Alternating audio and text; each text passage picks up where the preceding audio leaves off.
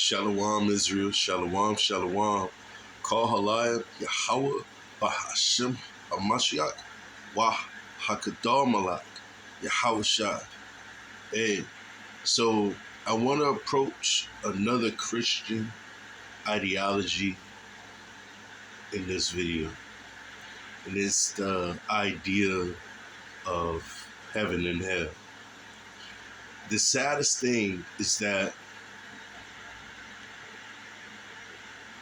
Christians don't acknowledge, according to the Bible, biblical definition, you are not created to dwell in the third heaven. Yes, there is a third heaven. It is a location in reality, but we were not created as third heaven dwellers. We are earth dwellers. And we were created to be here as gods on this earth. So your idea of heaven being someplace where little naked babies with wings fly around playing the harp, and you go and you see all your dead ancestors, your cousin Ray Ray, who got killed holding up a gas station. That was a part of his gang initiation. Your uncle Smokey Joe, who damn used to touch on you. Yeah, you're gonna see all of them again, man. Your favorite cousin Raz. That's madness. Heaven for us is on this earth. Heaven for us is an estate. The sovereign God of Israel said that he's putting us above all nations. So a part of our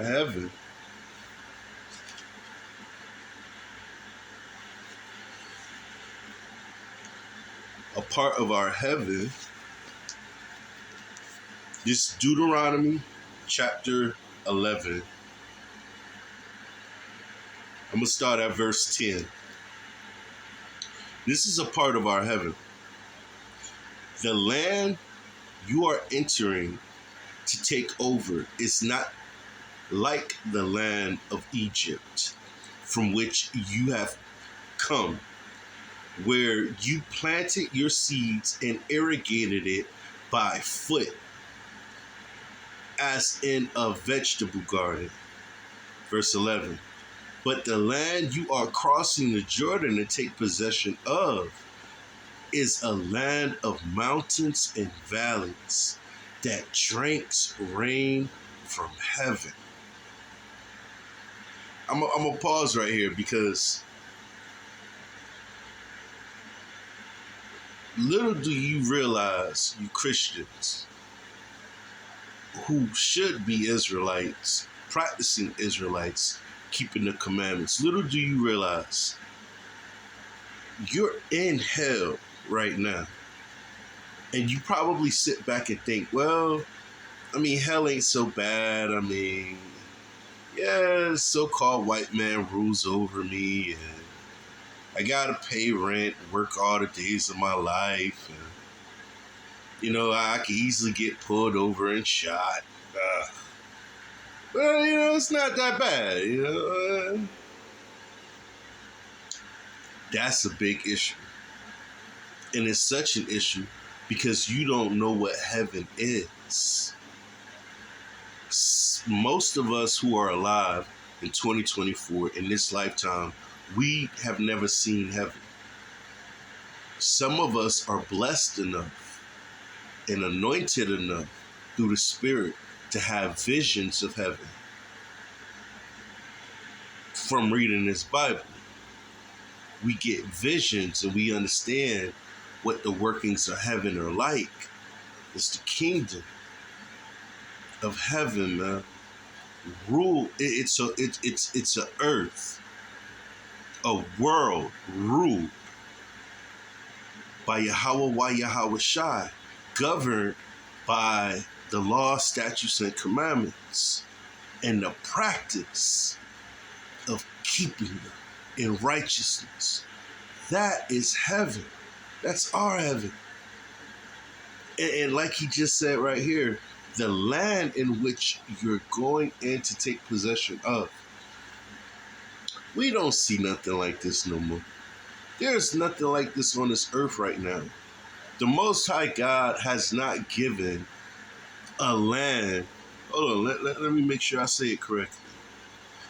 The Most High God has not given a land that drinks the rain from heaven, okay, to the heathen. The heathen don't have a land that's drinking the rain from heaven, man. Let me continue. You gotta pay attention, man.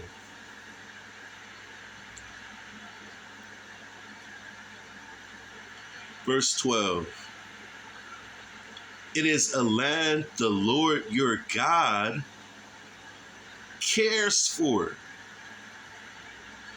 The eyes of the Lord your God are continually on it from the beginning of the year to its end. There is no land on this earth that the Most High God himself is caring for. This is our inheritance.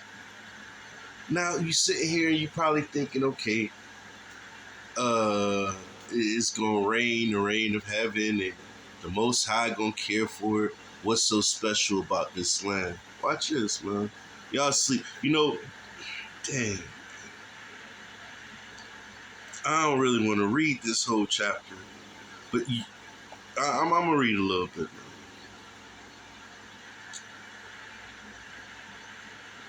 Verse 13. This is Deuteronomy chapter 11, verse 13. So if you faithfully obey the commands I'm giving you today, to love the Lord your God and serve him with all your heart and with all your soul, then I will send rain on your land in its season, both autumn and spring rains, so that you may gather in your grain, new wine, and olive oil. I will provide grass in the fields for your cattle, and you will eat and be satisfied.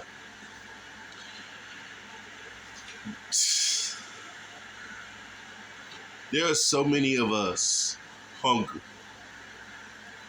There's so many of us committing robberies, car burglaries, carjackings, selling drugs, doing all of these things that are even sins against the Most High and sins against ourselves, sins against our nation, sins against righteousness. We are out here literally doing all these horrible things for what the Most High is promising to give us in abundance. That is heaven. When you don't have to worry about what your kid's going to eat.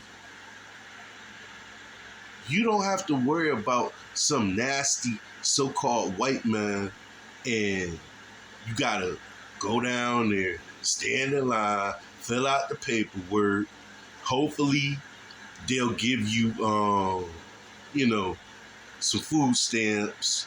Maybe they will, maybe they won't. You ain't got to worry about stuff like that. And bro, in my almost 43 years of living, the one thing I've noticed about any type of government assistance, it's never enough. They never give you enough to actually live and be comfortable.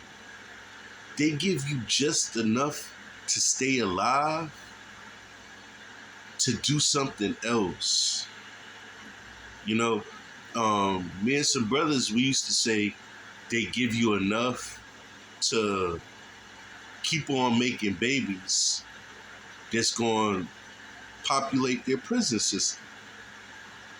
They give you just enough so that you don't die, but you got enough and enough strength to go out there and do something awful, to keep having sex and not taking care of your kids, to keep abusing women, to keep abusing yourself in the state and sin. They give you just enough. And they pat themselves on the back and say, oh, we do good for people.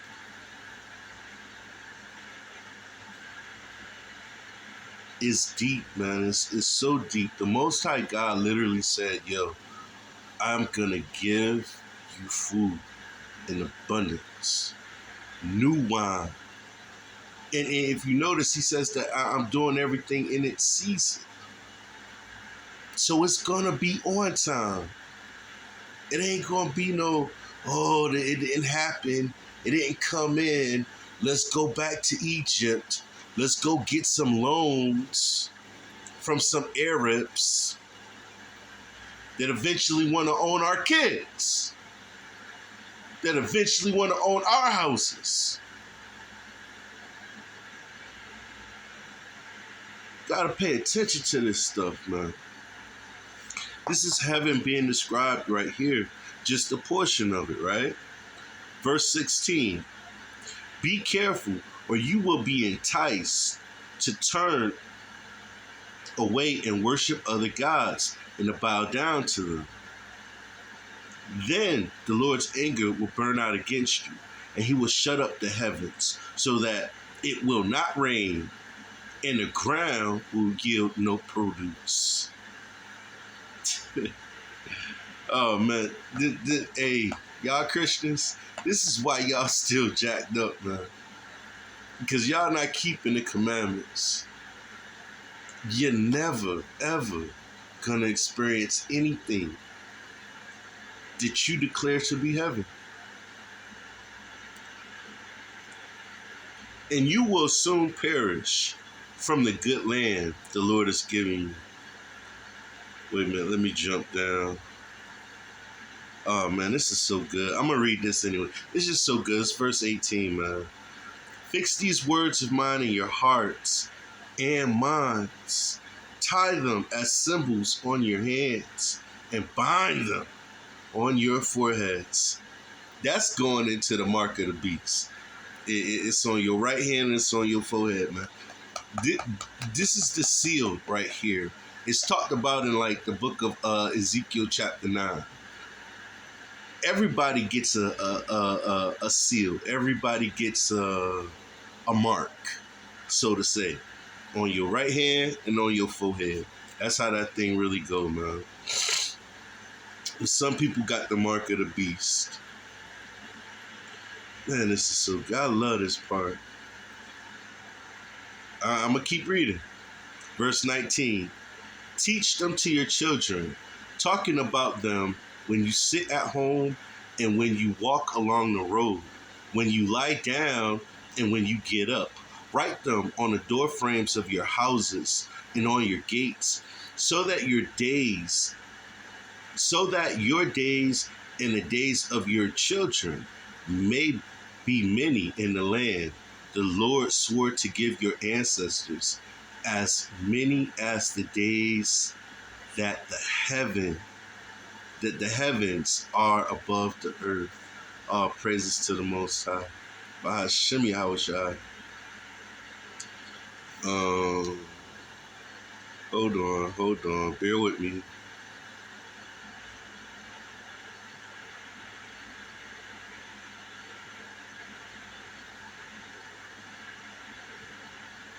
All right, I'm gonna rest right there. But the Most High, man,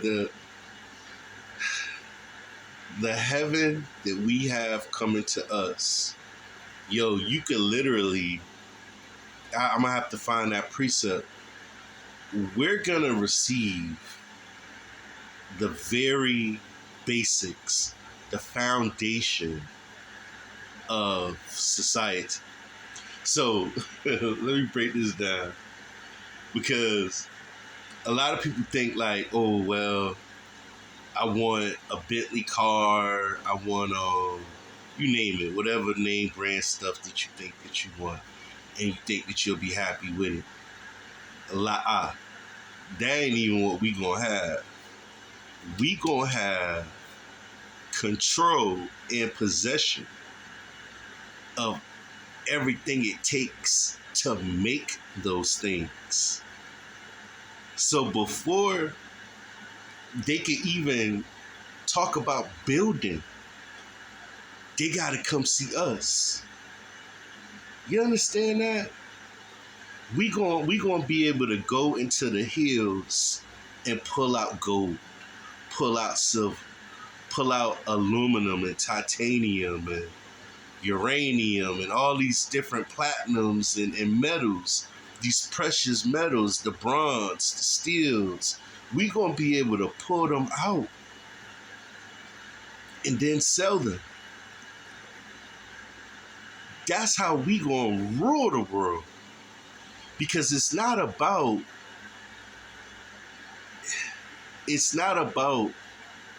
the last the last assembly, right, of production, which would be something like this AC remote, right? This is the final, right? And within this AC remote is plastic, a little bit of fiberglass, whatever. Everything that it takes to make this, we are gonna be in possession of and in control of. That is heaven. When they gotta come to us and deal with us and our rules and our regulations, when we're reigning over the nations, when there ain't no ships but the ships that we build, when there ain't nothing but what we approve, when they got to come to us and buy permits, they can't do what they gonna do unless they buy permits from us. They got to get licenses, they got to get permits, they got to get all of this stuff that they put on us. You know what I'm saying? Hey, if we find it useful in the kingdom, in righteousness, we gonna put it on them. Turrets, all of that. And this is how we're gonna be so freaking rich, man. Your kids will never know what it's like to experience the hell that they will never have to live in fear and be traveling and be like, man, I hope I make it. Man, I see some lights behind me. I'm so afraid. What are these people gonna do? They got guns, but I can't have a gun? You mean to tell me that they're approaching me aggressively, armed to the teeth, with a vest? People who I know hate me. But I'm not supposed to be defensive. I'm supposed to cooperate. That's madness, man. Hey, the tables will fully turn. So you got to understand what heaven is, man, and stop thinking that heaven, and that's another fact, is that heaven for us, heaven as the Bible describes it, heaven that was and will always be. Heaven is not for the so-called white man. The so-called white man, he can't experience heaven. He's already, you know, in his closest position that he'll ever be towards heaven. He'll never get no closer than this, man. You know, I be trying to tell people, contrary to popular belief, the so-called white man ain't always been in power. You know, a lot of people like myself, I actually thought that the white man always been in power, right? He's the most civilized. He's the most civilized. And he always ruled the earth, but that's not the case. So-called white man, he only recently came into power. you know, and that was due to the sins of the Israelites. This is common history. It's biblical history, but it's also common history. So, according to the Bible, let me just get this right. Because according to the Bible, certain people can't receive heaven, man. You know what I'm saying? And y'all idea that you can repent and go to heaven, and no, man, it's not even realistic, man.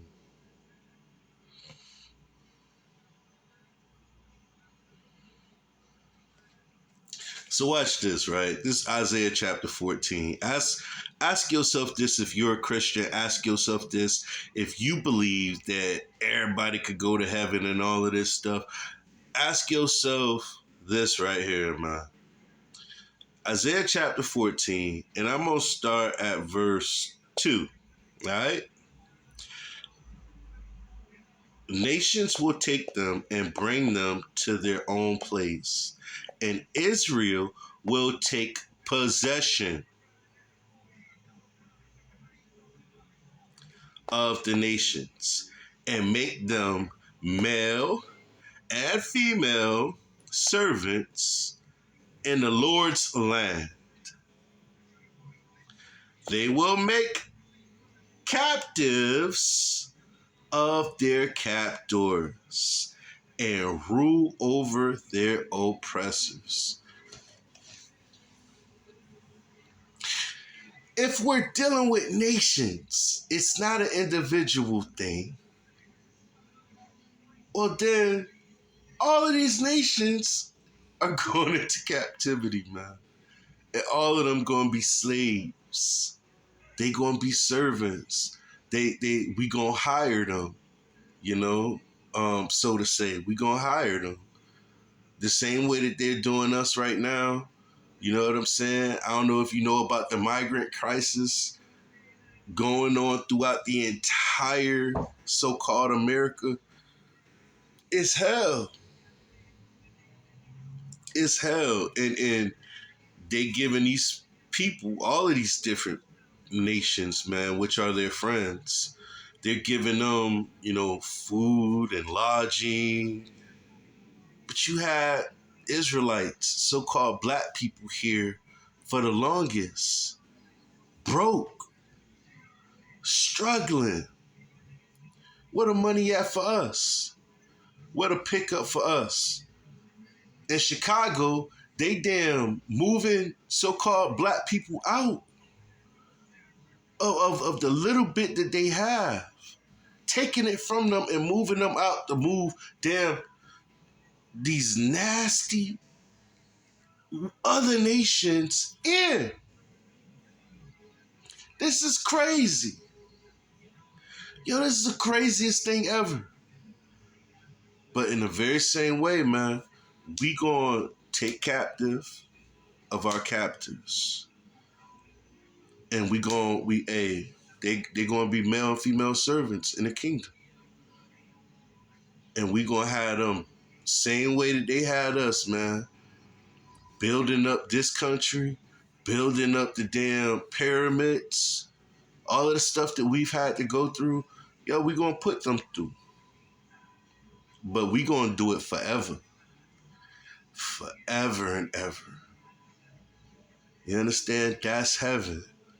When we rule, when we reign, there will be no more wars. We gonna do it according to the word of God in righteousness, man. In righteousness. And then the whole earth is gonna rejoice. You know?